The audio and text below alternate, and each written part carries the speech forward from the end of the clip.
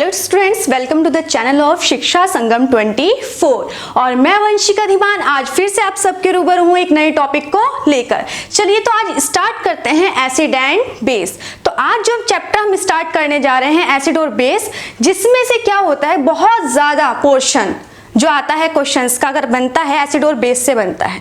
ठीक है, सबसे पहले तो छोटी छोटी सी चीजें हम सबको पता है कि एसिड और बेस में क्या डिफरेंस है, किस तरीके से हम एसिड, आप एसिड देखते हो, नींबू यूज करते हो, टमाटर यूज करते हो, बहुत तरह तरीके की चीजें यूज करते हैं जिनका स्वाद क्या होता है, खट्टा होता है। स्वाद खट्टा होने के कारण हम क्या कह देते हैं कि ये एसिड्स हैं, नॉर्मल सी चीज है। तो आज यही पोर्शन हम स्टार्ट करने जा रहे हैं, एसिड और बेस, एसिड एंड बेस। देखिए एसिड और बेस की अगर हम बात करते हैं कि सबसे पहले एसिड और बेस का किस तरीके से किया गया, एसिड और बेस के बारे में सबसे पहले ये बातें बताई गई कि जो स्वाद में भाई क्या हमारी खट्टी, वो हमारे क्या हो गए, अम्ल हो गए। जो स्वाद में क्या है हमारे कड़वे बीटर हैं, वो हमारे क्या हो गए, बेस हो गए। तो सबसे पहले अगर हम बात करें कि इसकी प्रॉपर्टी निकल कर आएगी जो अम्ल की, वह हमारी क्या निकल कर आएगी अम्ल की प्रॉपर्टी, सबसे पहली कि जो हमारे क्या है स्वाद में खट्टे हैं, सॉर टेस्ट है जिनका, वो हमारे क्या हो जाएंगे, अम्ल हो जाएंगे। दूसरी चीज यहां से निकल कर आई क्या, हमारा बेस जिसे हम बोलते हैं क्षार। तो क्षार क्या होंगे, जो स्वाद में क्या होंगे, कड़वे होंगे, उनको हम कहेंगे क्षार। ठीक है, अब देखिए पहली प्रॉपर्टी तो आपको यहीं से पता चल गई कि खट्टे और कड़वे। ठीक है, दूसरी बात करते हैं पीएच स्केल, यहां से निकल कर आएगा, क्या निकल कर आएगा, पीएच स्केल। अब पीएच स्केल काम क्या आता है और ये किसने दिया था, देखिए पीएच स्केल जिसने दिया था उनका नाम था सोरेनसेन। नोट करिए इस क्वेश्चन को, बहुत पूछा जाता है कि पीएच स्केल किसके द्वारा क्या हुआ था, आया था। तो पीएच स्केल हमारा दिया था सोरेनसेन ने। तो ये क्वेश्चन बनता है यहाँ से जिसको आप याद रखेंगे, सोरेनसेन ने हमारा पीएच स्केल दिया था। पीएच स्केल वर्क किसके आता है, पीएच स्केल क्या करता है, पीएच स्केल हमारा मेजर करता है कि जो हमारे पास कोई भी सब्सटेंस है वो कैसी है, वो हमारी क्या है, एसिड है, बेस है, या फिर हमारी क्या है, न्यूट्रल है। देखिए क्या होगा, हमारा पीएच स्केल जो होता है उसमें 1 से लेकर 14 तक नंबर लिखे होते हैं। कितने, 1 से लेकर 14 तक नंबर लिखे रहते हैं, जो कि कुछ ऐसे हैं हमारा 0 से लेकर 14 तक, 0 से लेकर 14 तक, और बीच में हमारा क्या रहेगा, हमारा 7। अब आप देख रहे हैं हमने इस स्केल को 2 पार्ट में डिवाइड कर चुके हैं, क्या कर चुके हैं, 2 पार्ट में डिवाइड कर चुके हैं। अगर हम इसकी बात करें 0 से लेकर 7 तक, 0 से ज्यादा लेकिन 7 से कम होना चाहिए, 7 को काउंट नहीं कर रहे हैं हम। देखिए 0 से लेकर हम 0 से या ज्यादा होगा और 7 से हमारा क्या होगा, कम होगा। तो 0 से लेकर मतलब 0 भी काउंट हो रहा है, 0 से लेकर, लेकिन 7 से क्या होना चाहिए, हमारा कम होना चाहिए। 0 से ज्यादा या इसके बराबर, लेकिन 7 से क्या होना चाहिए, हमारा छोटा होना चाहिए। जिनकी पीएच वैल्यू 0 से 7 के बीच लाई करती हैं उनको हम कहते हैं एसिड। क्या कहते हैं, एसिड कहते हैं। जिनकी पीएच वैल्यू 7 से ज्यादा और 14 तक होती है उनको हम क्या बोलते हैं, उनको हम कहते हैं बेस, क्षार। अगर इस वाले पोर्शन की बात करते हैं हम तो ये हमारे क्या हो जाएंगे, बेस हो जाएंगे। अगर यहाँ पर हम बात करते हैं क्षार की, तो क्षार की जो वैल्यू होनी चाहिए वो 7 से तो क्या होनी चाहिए, ज्यादा होनी चाहिए, लेकिन 14 से या तो 14 के बराबर हो या इससे छोटी हो। तो ये हमारा रहता है किसका, बेस का। अब देखिए क्या होगा, जैसे ही हम इस 7 से इधर चलेंगे, 7 से इधर चलना स्टार्ट करेंगे, तो क्या होगा, जो हमारी एसिडिक फॉर्म होगी, किसी भी सब्सटेंस की जो एसिडिक फॉर्म होगी वो बढ़ना स्टार्ट कर देगी। मतलब कि जो हमारा सबसे वीक एसिड होगा वो कुछ इस 7 के आसपास लाई करेगा, और जितना स्ट्रॉन्ग एसिड होगा वो हमारा उतना ही 0 के पास इधर चले जाएगा। मतलब कि अगर हम दाएं से बाएं जाएं, क्या, दाएं से अगर हम बाएं जाते हैं तो हमारी जो एसिडिक फॉर्म होती है, जो एसिडिक की क्षमता होती है, वो क्या हो जाती है, बढ़ती चली जाती है। वहीं अगर हम बेस की बात करते हैं तो बेस में क्या होता है, जैसे ही हम लेफ्ट टू राइट जाते हैं, क्या, लेफ्ट टू राइट जाते हैं, तो हमारी जो क्षारीयता होती है किसी भी सॉल्यूशन की, किसी भी सब्सटेंस की, वो बढ़ना शुरू हो जाती है। मतलब ये इधर जाने पर बढ़ेगा, जैसे कि आप देख भी पा रहे हो। अब बात करते हो 7 की, कि हमने भाई 7 को काउंट क्यों नहीं किया, क्यों क्यों कहा कि 7 से कम हो, क्यों कहा 7 से ज्यादा हो? तो जो हमारा 7 है ये क्या होता है, ये हमारा न्यूट्रल होता है, उदासीन होता है। क्या होता है? न्यूट्रल होता है, उदासीन होता है। ना तो ये हमारा एसिड होता है, ना ही ये हमारा बेस होता है। अगर हम सॉल्ट की बात करते हैं, अगर हम इसकी बात करते हैं 7 pH वैल्यू, तो क्या होता है जब हम एसिड को और बेस को, क्या एसिड को और बेस को एक साथ रिएक्ट कराते हैं, एसिड को और बेस को एक साथ रिएक्ट कराते हैं, तो ये रिएक्शन हमारी कहलाती है न्यूट्रलाइजेशन रिएक्शन। कौन सी रिएक्शन? Neutralisation reaction. इसी न्यूट्रलाइजेशन रिएक्शन का जो हमारा pH वैल्यू की बात करते हैं तो 7 होती है, मतलब कि हमारा अगर न्यूट्रल नंबर की हम बात करते हैं तो वो कितना होता है, हमारा 7 होता है। अब pH वैल्यू की अगर हम डेफिनेशन की बात करते हैं कि pH वैल्यू का मतलब क्या है, ये होता है हमारा potency of hydrogen. Potency of hydrogen ये आपका क्या करता है, जितने भी आयंस उसमें प्रोवाइड है आपके सब्सटेंस पर, ये क्वेश्चन नोट करना है। इसके पोटेंसी ऑफ हाइड्रोजन, दूसरा इसने किसने दिया था इसको, सोरेन सेन ने दिया था।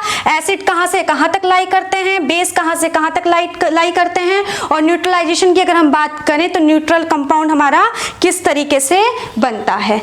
अब बात करते हैं, अगर हम हाइड्रोजन की बात करें pH स्केल की, तो आप हाइड्रोजन के जो मतलब की पोर्शन है वो कैसे फाइंड करते हैं, उसका क्या फॉर्मूला हमारा होता है। देखिए हाइड्रोजन अगर आपको फाइंड करना है कौन सा हाइड्रोजन कितना स्ट्रॉन्ग है, तो उसको फाइंड करने का फॉर्मूला हमारा होता है pH का जो हमारा फॉर्मूला होता है माइनस log और ब्रैकेट में आपकी क्या हुई, concentration of H+ ions. H+ ions इसलिए दिया गया है कि H+ आयंस आपको बताएगा कि किस तरीके से हमारे जो H+ आयन, जितने ज़्यादा H+ आयंस होंगे उतना ज़्यादा उसका pH वैल्यू निकल कर आती है। वहीं अगर हम बात करते हैं POH की, इसका फॉर्मूला भी हमारा यही होगा, माइनस log OH माइनस की कंसंट्रेशन, इसकी कंसंट्रेशन लोगे आप इस तरीके से। तो ये दोनों फॉर्मूले हमारे हो गए। अब बात करते हैं हम pH की, pH वैल्यू की। देखिए क्वेश्चन क्यों बताया गया है आपको, ये फॉर्मूला किस वजह से बताया गया है कि यहाँ से किस तरीके से क्वेश्चन निकलकर हमारा आया था। सबसे पहले तो याद रखिएगा जो हमारा pH स्केल, pH वैल्यू होती है वो इनवर्सली प्रोपोर्शनल टू होती है हमारे H+ आयंस के। किसके? H+ आयंस के। ये चीज आपने क्या रखनी है, ये चीज आपने याद रखनी है। क्वेश्चन आया था आपके पास कि सबसे ज्यादा, देखिए कि सबसे ज्यादा अगर हम बात करते हैं pH वैल्यू किसकी ज्यादा है, pH वैल्यू हमारे पास किसकी ज्यादा है, pH वैल्यू आपके पास ऑप्शन में है H2SO4, आपके पास ऑप्शन में है HCl, ठीक है, आपके पास दूसरा ऑप्शन दे दिया हमने CH3COOH दे दिया, और एक क्वेश्चन हम आपको दे देते हैं H3PO4। आपके पास ऑप्शन आ गए। ये अब आपको बताना है कि किसकी pH वैल्यू, मतलब किसकी pH वैल्यू ज्यादा है। अब ऑप्शन की बात करते हैं तो ऑप्शन आपके पास 3 ऑप्शंस आपके पास हैं। अब आपने बताना है इसमें से pH वैल्यू किसकी ज्यादा। तो अभी हमने पढ़ा कि pH value is inversely proportional to 1/H+ ion concentration के। तो हमने सबसे पहले तो पता होना चाहिए कि pH, अगर हम बात करते हैं कि हमारे पास H+ आयंस किसमें सबसे ज्यादा होंगे, तो देखिए अगर हम HCl की बात करें तो उसके पास H+ आयन 1 है। अगर हम इसकी बात करें, इसके पास भी आपका H+ आयन की कितनी है, 1 है। अगर इसकी बात करते हैं हम H3PO4 की, किसकी, H3PO4 की, तो देखिए इसका जो स्ट्रक्चर होता है वह हमारा होता है हमारा इस तरीके से, ज्योमेट्रिकल फॉर्म में आता है इसका H। अब क्या होता है जब हम इसमें से अगर निकालना चाहें तो हाइड्रोजन हमारा वही हाइड्रोजन निकलता है जो ऑक्सीजन से बंधा हुआ होता है। किससे बंधा हुआ होता है, ऑक्सीजन से बंधा हुआ होता है। तो इसमें क्या है हमने देखा हमारे पास में 3 हाइड्रोजन प्लस है, 3 हाइड्रोजन प्लस है। अब आप बताइए इन तीनों में से किसकी pH वैल्यू क्या सबसे ज्यादा होगी। जितने ज्यादा हाइड्रोजन प्लस चार्ज होगा, जितना ज्यादा हाइड्रोजन प्लस चार्ज होगा हमारी pH वैल्यू क्या होगी, उतनी ही कम होगी। इनवर्सली प्रोपोर्शनल टू का मतलब होता है अगर एक चीज को बढ़ा दिया जाए तो दूसरी चीज खुद ब खुद घट जाती है। क्या होता है, अगर एक चीज की वैल्यू बढ़ा दी जाए तो दूसरी चीज की वैल्यू खुद ब खुद घट जाती है। अगर हमारे pH वैल्यू ज़्यादा है तो हमारे जो H+ चार्ज होगा वो कम होगा। अगर हमारा H+ चार्ज ज़्यादा है तो हमारी जो pH वैल्यू होगी वो हमारी कम होगी। तो अब आप देखिए, सबसे पहले तो ये वाला ऑप्शन तो आपका कैंसिल हो चुका है। अब आपके पास बचा कि इसमें से कौन सा सबसे स्ट्रॉन्ग एसिड है। तो याद रखिएगा, जो आपका HCl है H2SO4, सबसे स्ट्रॉन्ग एसिड आपका कौन सा होता है, H2SO4। दूसरा आपका ऑप्शन में क्या होता है, HCl। तो सबसे ज़्यादा स्ट्रॉन्ग हम H2SO4 को कहते हैं, उसके बाद हम सबसे पहले हम HCl को प्रायोरिटी देते हैं, उसके बाद हम H2SO4 को प्रायोरिटी देते हैं। तो इसका आंसर हमारा क्या होगा, हम pH अगर हम ज़्यादा ही एसिडिक फॉर्म मानेंगे तो किसकी एसिडिक फॉर्म ज़्यादा आएगी, HCl की एसिडिक फॉर्म ज़्यादा आएगी। तो आपने सबसे पहले ऑप्शन में से ये देखना है कि कौन से फॉर्मूले के पास कितने ज़्यादा H+ चार्ज है। जितने ज़्यादा H+ चार्ज होगा उतना ही उसकी pH वैल्यू कम होगी। ठीक है, तो यहाँ से आपने याद रखना है। दूसरा क्वेश्चन आप बनाइए, इसी में दूसरा क्वेश्चन बताइए कि सबसे स्ट्रॉन्ग एसिड आपका कौन सा है। क्वेश्चन आपका आता है सबसे स्ट्रॉन्ग एसिड आपका कौन सा है। क्वेश्चन आप ऑप्शन नोट करिए। फर्स्ट क्वेश्चन ऑप्शन आपका होगा HF। ऑप्शन ज्यादातर वो यही देगा, अगर इस फॉर्म में दे रहा है HF। सेकंड ऑप्शन आपका HCl। थर्ड ऑप्शन आपका HBr एंड फोर्थ ऑप्शन आपका HI। कि मोर एसिडिक फॉर्म किसकी होगी, किसकी मोर एसिडिक फॉर्मेशन किस में होगा। तो देखिए, क्वेश्चन आपका रहा कि मोर एसिडिक फॉर्म फाइंड कीजिए। क्या, मोर एसिडिक फॉर्म फाइंड कीजिए। अब देखिए, आपने पीरियोडिक टेबल अगर पढ़ी है थोड़ी बहुत ही, चलिए अगर नहीं भी पढ़ी है तो हम तो डिस्कस करते हैं उसके बारे में। हम कहते हैं कि ऊपर से जैसे ही हम क्या करते हैं, पीरियोडिक टेबल में टॉप टू बॉटम जाते हैं, ऊपर से नीचे जाते हैं, तो जो हमारी एटॉमिक रेडियस होती है वो बढ़ना स्टार्ट कर देती है। तो क्या होता है हमारा, देखिए 17 ग्रुप में अगर आप बात करते हैं तो हमारा आता है फ्लोरो, क्लोरो, ब्रोमो एंड आइडो। जैसे हम ऊपर से नीचे जाते हैं तो हमारी एटॉमिक जो रेडियस होती है वो क्या होती है, इंक्रीज होना स्टार्ट हो जाती है। क्यों स्टार्ट होती है एटॉमिक रेडियस, क्यों बढ़ जाती है, क्योंकि नंबर ऑफ शेल्स इंक्रीज हो जाते हैं, और नंबर ऑफ शेल्स जैसे ही इंक्रीज होते हैं तो उनका साइज भी बढ़ जाता है। अब साइज जैसे ही बढ़ेगा, देखिए पहले का साइज सपोज ये रहा, अगले का ये रहा, अगले का ये रहा, जैसे ये साइज बढ़ने लगेगा, जो हमारा बीच में क्या है न्यूक्लियस, इस पर फोर्स लगाएगा, सेंट्रीपेटल फोर्स, वो वीक होने लगेगा। क्या होगा, वीक होने लगेगा। तो हाइड्रोजन वो बहुत जल्दी रिमूव कर देगा। क्यों, जैसे ही साइज ज्यादा लगा, अब भाई कोई चीज है मेरे पास है तो मैं उस पर यहाँ पर ज्यादा फोर्स लगा सकती हूँ, या कोई चीज दूर है उस पर ज्यादा फोर्स लगा सकते हैं। तो बिल्कुल जो चीज पास होगी उसी पे ज्यादा फोर्स लगेगा, है ना। तो ये क्या करेगा, जो चीज जितना पास होगी उस पर उतना ज्यादा फोर्स अप्लाई करेगा। अब जैसे जैसे ये चीज दूर होती जा रही है तो इस पर जो फोर्स है वो क्या होगा, घटता चला जाएगा। मतलब कि फोर्स घटता चला गया तो हाइड्रोजन निकलने की जो क्षमता है, जो कैपेसिटी है हाइड्रोजन निकलने की, वो कम हो गई। हाइड्रोजन एकदम से यहां से निकल जाएगी। तो सबसे पहले इनमें से साइज किसका सबसे बड़ा होगा, बिल्कुल किसका, आयोडीन का साइज इनमें सबसे बड़ा होगा। मतलब कि हाइड्रोजन सबसे पहले कौन रिमूव करेगा, आयोडीन। तो आपने देखना है इनमें से सबसे पहले हाइड्रोजन कौन रिमूव कर रहा है, ये। तो इसकी जो अगर हम बात करते हैं, ये मोर एसिडिक फॉर्म में प्रेजेंट होगा। कौन सा, मोर एसिडिक फॉर्म में प्रेजेंट होगा। दूसरा क्वेश्चन हमारा जो यहाँ से निकल कर आता है कि हमें क्या करना है, हमें फाइंड करना है कि बेसिसिटी फाइंड कीजिए किसकी ज्यादा है, किसकी बेसिसिटी सबसे ज्यादा है। बेसिसिटी होती है हमारी कि हमारी क्षारीयता, क्षारीयता, जिसको हम क्या कहते हैं, क्षारकीयता। क्षारकीयता का मतलब होता है, क्षारकीयता, इसको नोट कीजिएगा, क्षारकीयता। क्षारकीयता का मतलब होता है कि कौन सी चीज के पास कितने ज्यादा हाइड्रोजन आयंस हैं, कौन सी चीज के पास कितने ज्यादा हाइड्रोजन प्लस आयंस हैं।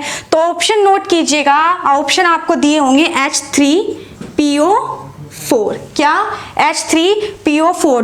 सेकंड ऑप्शन आपके पास होगा H3PO3 एंड अदर ऑप्शन आपके पास होगा H3PO2। बताइए इसमें सबसे ज्यादा क्षारीयता किसकी होगी, किसके पास सबसे ज्यादा H+ आयंस हैं, किसके पास सबसे ज्यादा H+ आयंस इनमें पाए जा रहे हैं। अगर हम बात करते हैं H3PO4 की, किसकी, H3PO4 की। चलिए इसका डायग्राम बना के देखते हैं हम। फास्फोरस, और इसका डायग्राम अभी हमने डिस्कस भी किया था, कुछ इस तरीके से इसका डायग्राम होगा। ठीक है, अब देखिए इसका डायग्राम कुछ इस तरीके से होगा, अगले का डायग्राम हमारा इस तरीके से होगा। देखिए कितनी ऑक्सीजन थी, 3, तो 1 2 3 ऑक्सीजन हम बता चुके हैं। अगली बात करते हैं, कितनी ऑक्सीजन है, 2 ऑक्सीजन हम बना चुके हैं, तो इसके साथ एक हाइड्रोजन और दूसरा हमारा 2 हाइड्रोजन बच रहे हैं, वो हमने दे दी। ठीक है, अब बात करते हैं कि इनमें सबसे ज्यादा H+ आयन किस में प्रेजेंट है। देखिए भाई, हमने आपको भी ये बताया था कि जो ऑक्सीजन के साथ हाइड्रोजन होगा वहीं से हाइड्रोजन रिमूव होनी है। तो यहाँ से 1 हाइड्रोजन, 2 हाइड्रोजन, 3 हाइड्रोजन, इसके पास कितनी हाइड्रोजन है, 3। अब बात करते हैं इसके पास देखिए ये हाइड्रोजन रिमूव नहीं हो पाएगी क्योंकि हाइड्रोजन के ऑक्सीजन के साथ नहीं बंधा हुआ है, तो ये हाइड्रोजन रिमूव नहीं होगी। यहाँ से हाइड्रोजन रिमूव हुई, यहाँ से ये हाइड्रोजन रिमूव हुई, तो कितनी हाइड्रोजन है इसके पास 2H+। ठीक है, अब बात करते हैं इसकी, तो इसके पास कितनी हाइड्रोजन है। देखिए ये वाली दोनों हाइड्रोजन रिमूव नहीं हो सकती क्योंकि ये दोनों हाइड्रोजन ऑक्सीजन के साथ नहीं बंधी हुई। हाइड्रोजन वही रिमूव होगी जो ऑक्सीजन के साथ बंधी होगी। आपकी यही हाइड्रोजन ऑक्सीजन के साथ बंधी हुई है, तो आपकी यही हाइड्रोजन इसमें से रिमूव होनी है, तो 3 2 1। तो आपने देखा किसके पास सबसे ज्यादा H+ चार्ज है, इसके पास, तो इसी की सबसे ज्यादा होगी, ये आपने याद रखना है। ठीक है, अब बात करते हैं लिटमस पेपर की। किसकी, लिटमस पेपर की। देखिए लिटमस पेपर हम यूज करते हैं इंडिकेटर, ये यूज करते हैं किसी भी सब्सटेंस का पता लगाने के लिए कि वह क्षार है या अम्ल है, कि वह अम्ल है या क्षार है, एसिड है या फिर बेस है। ठीक है, देखिए अगर हम लिटमस पेपर की बात करते हैं, किसकी, लिटमस पेपर की अगर हम बात करते हैं, तो लिटमस पेपर अगर हम यूज करते हैं किसके लिए, एसिड और बेस का पता लगाने के लिए, तो हमारा अगर हम एसिड की बात करेंगे, अगर हम बेस की बात करेंगे, तो हमारा क्या करेगा, हम अगर इसकी बात करें तो ब्लू लिटमस को रेड लिटमस में चेंज कर देगा। क्या करेगा, एसिड की बात करेंगे तो ये हमारा ब्लू से किस में चेंज हो जाएगा, रेड में चेंज हो जाएगा। ये नीले लिटमस पेपर को लाल लिटमस पेपर में बदल देता है। क्या, नीले लिटमस पेपर को लाल लिटमस पेपर में बदल देता है। अब बात करते हैं कि हमारा जो लिटमस पेपर है वो बना किस चीज का होता है। लिटमस पेपर किसका बना होता है, तो उसका याद रखिएगा, लाइकेन। किसका, लाइकेन का बना होता है। ये बहुत इंपॉर्टेंट चीज है, आपने पता होनी चाहिए कि अगर हम लिटमस पेपर की बात कर रहे हैं तो वो लिटमस पेपर किस चीज का बना हुआ है। अब देखिए हमारा ब्लू लिटमस टू रेड हो गया और ये हमारा क्या हुआ, रेड लिटमस से हमारा ब्लू में चेंज हो गया, ब्लू में चेंज हो गया। अब हम बात करते हैं अगर इसकी एसिड की, तो एसिड, यहाँ से एक क्वेश्चन बनता है कि हम क्षार के साथ किसकी, अम्ल के साथ किस रिएक्शन कराएं जो हमारे पास कौन सी गैस निकले, हाइड्रोजन गैस में प्राप्त हो, हाइड्रोजन गैस प्राप्त हो। तो देखिए यहाँ से नोट कीजिएगा, जब हमारी क्या होती है, एसिड हमारा किसके साथ, एसिड हमारा जब मेटल के साथ रिएक्ट करता है तो हाइड्रोजन गैस रिमूव करता है। कौन सी गैस रिमूव करता है, हाइड्रोजन गैस रिमूव करता है। तो आपने पता होना चाहिए, आपके पास ऑप्शन में होगा, आपने छांटना है कि कौन से ऑप्शन में मेटल प्रेजेंट है, आपको इसी क्वेश्चन ऑप्शन पे टिक कर देना है। अब बात करते हैं कि जब हमारी जो हमारी मेटल होती है, मेटल कार्बोनेट, मेटल कार्बोनेट, देखिए जब हमारा एसिड मेटल कार्बोनेट के साथ रिएक्ट करता है, जब हमारा एसिड मेटल कार्बोनेट के साथ रिएक्ट करता है तो कार्बन डाइऑक्साइड निकालता है। कौन सी गैस निकालता है, कार्बन डाइऑक्साइड निकलता है और साथ में H2O भी निकालता है। क्या निकालता है, साथ में H2O भी निकालता है। ये क्वेश्चंस नोट कीजिएगा और इसका एग्जाम्पल नोट करते हैं HCl, एसिड और मेटल कार्बोनेट का। चलिए एसिड और मेटल कार्बोनेट का, तो हम एक एसिड लेते हैं, सबसे पहले हम एक एसिड लेते हैं, कौन सा, HCl। HCl लिया और हमने साथ में क्या लेना है, मेटल कार्बोनेट। क्या लेनी है, मेटल कार्बोनेट, Na2CO3। क्या लिया, Na2CO3। देखिए फॉर्मूला बनाने का तरीका, मेटल आप कोई सी भी ले लीजिए, जैसे हमने मेटल ली सोडियम, ठीक है, सोडियम लिया और कार्बोनेट इधर लिखा, तो जो हमारी सोडियम की वैलेंसी होती है वो +1 होती है और कार्बोनेट की -2 होती है। तो यहाँ से हमारा फॉर्मूला निकल कर आएगा Na2CO3। तो क्या हुआ, हमारा सोडियम कार्बोनेट हमने रिएक्ट किया। सबसे पहले ध्यान दीजिएगा, अगर आपके पास क्या है, CO3 है, तो CO3 अगर कार्बोनेट की बात कर रहे हैं तो CO2 का बनना बिल्कुल जायज़ है। क्या है, CO2 का बनना बिल्कुल जायज़ है। तो CO2 गैस तो आपने निकलनी ही निकलनी है। अब बात करते हैं लिक्विड H2O की। H2O क्यों निकलेगा, देखिए एक के पास हाइड्रोजन सब्सटेंस पाई जा रही है और दूसरे के पास क्या पाया जा रहा है, ऑक्सीजन पाया जा रहा है, तो हाइड्रोजन हमारा बॉन्ड बनेगा ही बनेगा। अब देखते हैं हमारा क्या निकलेगा। अब हमारा निकलना है सॉल्ट। याद रखिएगा सॉल्ट जरूर निकलेगा साथ में, सॉल्ट के बिना कोई भी रिएक्शन नहीं होगी। सॉल्ट क्या निकलना है, अब देखिए हाइड्रोजन हमारा खत्म हो चुका है, CO3 हमारा खत्म हो चुका है। अब हमारे पास बच रहा है Na और Cl। तो एक साइड आपने Na लिखा, दूसरी साइड आपने Cl लिखा, तो वही चीज हमने यहाँ करी। सोडियम की वैलेंसी +1 और क्लोरीन की वैलेंसी -1। फिर हमने क्या किया, फॉर्मूला बनाया, हमने देखा हमारा क्या बनना है, NaCl बनना है। तो हमारा क्या सॉल्ट के रूप में क्या निकलेगा, हमारा NaCl। हमने वैलेंसी नहीं किया गया है, वैलेंस आप कर लीजिएगा। देखिए 2 सोडियम है तो यहाँ पर भी 2 सोडियम आने हैं, क्लोरीन 2 है तो यहाँ पर भी क्लोरीन 2 है। बाकी आपकी रिएक्शन खुद ब खुद बैलेंस हो जाएगी। अब यहाँ से हम बात करते हैं कि ऐसा कौन सा है जो HCl से रिएक्ट कर कर कार्बन डाइऑक्साइड नहीं देता। ऐसा कौन सा एसिड है, ऐसा कौन सी धातु है जो हमारे HCl से रिएक्ट कर कर कार्बन डाइऑक्साइड नहीं देगी। क्वेश्चन नोट करिए, HCl से रिएक्ट करने पर कौन सी धातु कार्बन डाइऑक्साइड नहीं बनाती है, कार्बन डाइऑक्साइड नहीं बनाएगी।